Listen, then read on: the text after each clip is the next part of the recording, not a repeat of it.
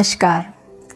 हम जैसी कामकाजी महिलाओं को घर पर परिवार के साथ बिताने के लिए बहुत कम वक्त मिल पाता है।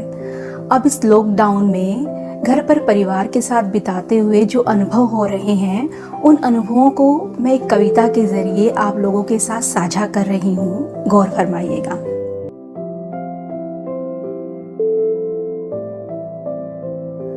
पिछले कई दिनों से हर लम्हा घर पर ही गुजरता है। पिछले कई दिनों से हर लम्हा घर पर ही गुजरता है।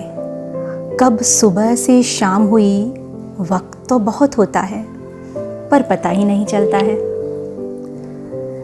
फिर से दोस्ती हो गई है घर के कुछ हिस्सों से, जिनके साथ वजह बेवजह वक्त गुजार लेती हूँ। घर आंगन साफ है फिर भी बार बार बुहार लेती हूँ।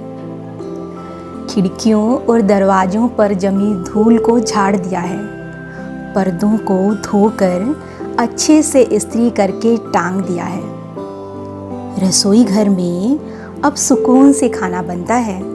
जो कुछ भी मन हो हौले हौले ही पकता है। खाने में एक और मसाला डालना शुरू किया है।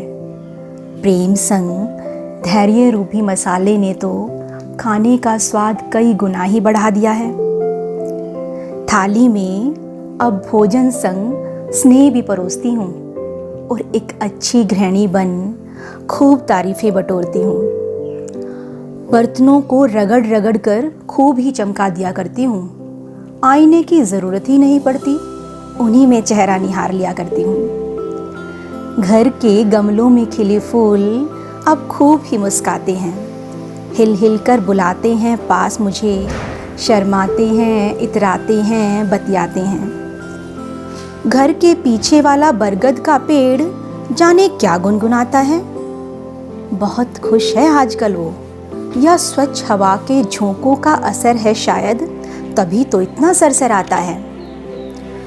उसकी टहनियों पर कुछ दिनों से पंछी बहुत चहचहाते हैं। कभी चीं चीं, कभी कुहू कुहू, वातावरण में मीठा सा संगीत घोल जाते हैं।